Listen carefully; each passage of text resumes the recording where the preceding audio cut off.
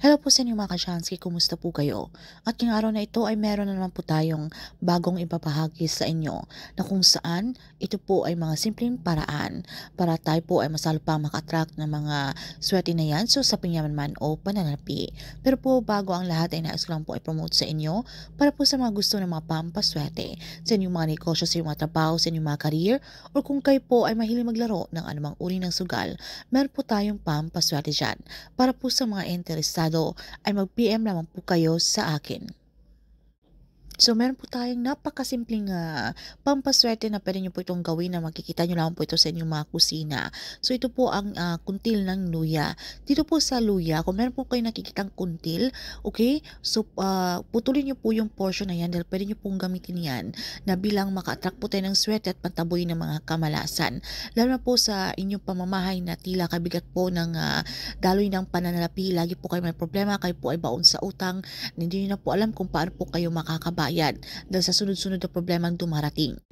Na kahit alam niyo naman po sa inyong mga sarili, kayo naman po ay hindi tamad, na kayo naman po ay nagsusumikap sa buhay, deserve niyo po ang mga bagay na inyong hinihiling. Pero bakit tila kailap, kay dalang po ng swerte. So pwede po natin gawin ang ritual na ito, lalo na po kung malakas po ang inyong paniniwala. So meron po dapat tayong trust, believe in faith, meron po tayong 100% para ito po ay mag-work sa inyo. So kapag meron po tayong maliit na portion na kuntil ng luya, pwede po natin itong ilagay sa ating mga banyo. Dahil dito po sa ating mga inidoro, alam naman po natin na isa po ito sa lugar na marami pong mga negative energy na namamahay dyan. So kahit kaano po ang inyong mga paglinis dyan, okay, hindi pa po sapat dahil kung meron talagang mga negative energy sa paligid, especially po dito sa lugar na yan. So meron po dapat tayong pangontra, di ba, na kailangan masipsip kung ano man po yung mga negative energy na yan. Hindi din po natin alam, meron po mga evil eye, mga inggit sa paligid. So kahit ano po yung ating pagsusumikap, talagang meron pong hadlang, okay? Meron pong mga blockages. So ang gagawin nyo lamang, hawakan nyo lamang po itong kuntil ng luya at atin pong bulungan. Para ma-activate po ang energy, dasalan lamang po natin ito. So kahit mga personal na dasal mga kasyansky, basta't ang importante dito tayo po ay sincere, tayo po ay taos puso. Kapag tayo po ay nakikipag-communicate kay universe. And then sabitin nyo na po ang inyong mga kahilingan, kung ano po yung gusto nyong intensyon, okay? So kung meron po kayong mga problema na gusto nyo pong mabigyan ng solusyon, then pagkatapos maging positibo, i-claim, i-affirm nyo na po sa iyong mga sarili ang mga swerteng darating na ito. Huwag po kayong gumamit ng salitang sana kapag kayo po ay humihiling. Dito pong sana ay ito po ay isang negatibo. So dapat tayo po ay i-claim, i-affirm nyo na po sa iyong mga sarili ang mga darating na mga swerte na yan. Sabitin nyo lang po yung ating mantra. Thank you, universe. Now I'm ready to receive the blessings. Then pasikatan nyo lang po ito sa sikat ng araw kahit ilang minuto lamang po. Kahit mga 10 to 15 minutes para mas lalo pang ma-activate ang energy nito. Dahil alam naman po natin na ang sikat ng araw, ito po ay napakamaswerte dahil ito po ay galing sa kalikasan. Ito po ay nabibigay sa atin ng liwanag at ito po ay sumisimbolo ng pag-asa. Then pagkatapos kumuha lang po kayo ng platito o lalagyan ito mga kasyansky, okay? Maglagay lang po tayo ng katamtamang dami din po ng asin at ipatong doon po yung ating kuntil ng luya. Dalang asin, isa rin po ito sa napakamaswerteng pantaboy ng mga kamalasan na yan, okay?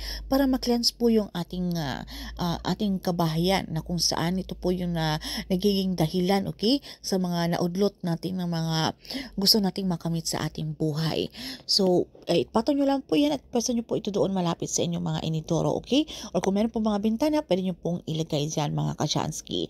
And kung meron pa pong mga mabibigat na pakiramdam ninyo sa inyong pamamahay, pwede po kayong gumawa ng dalawa or depende po sa inyo na pwesto nyo po ito doon mga kasyansky. Pwede nyo rin po itong ilagay sa inyong mga main door or sa inyong mga front door kung gusto pong gumawa. So depende po sa inyo. Para masipsip po nito yung mga negative energy na yan. So hayaan nyo lamang po ito doon mga kasyansky hanggang sa unti-unti nyo pong maramdaman yung kagaanan na takbo ng inyong pamumuhay.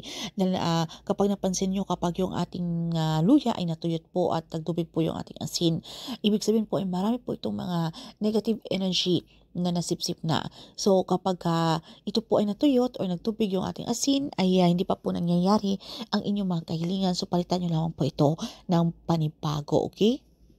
So itapon niyo lang po ito yung ating dating ginawang ritual, ilagay sa plastic at ilagay niyo lang po ito sa basurahan sa labas po ng inyong pamamahay.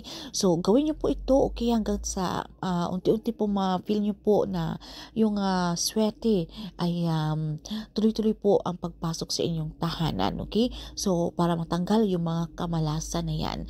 And syempre ito po ang ating mga pamaswerte ay syempre sabayan po natin ito ng aksyon. Pagpaplanong gagawin, tayo po ay magsikap, tayo po ay lalong magsipag, tayo po ay wag po nating itigil yung ating mga ginagawa mga kasyansky, wag po tayo maging tamad at wag po tayo mag-rely na lang po sa gitong mga pampaswerte. Tatandaan natin na sa atin pa rin po may control at tayo pa rin po ang gumagawa ng ating kapalaran. Nasa ating kamay ang tagumpay. Ika nga nila, nasa Diyos ang awa, nasa tao ang gawa. Sa pamamagitan po ng mga pampaswerteng ito po ay isang gabay o inspirasyon lamang na ito po ay pinaparating natin kay universe na tayo po ay ready nang makareceive ng blessings na yan dahil deserve po natin yan. So yun lamang po, maraming salamat sa inyo mga kasyansky. Kung meron po kayong mga katanungan o hindi mo masyadong klaro sa topic na ito, ay paki-comment na lamang po sa baba.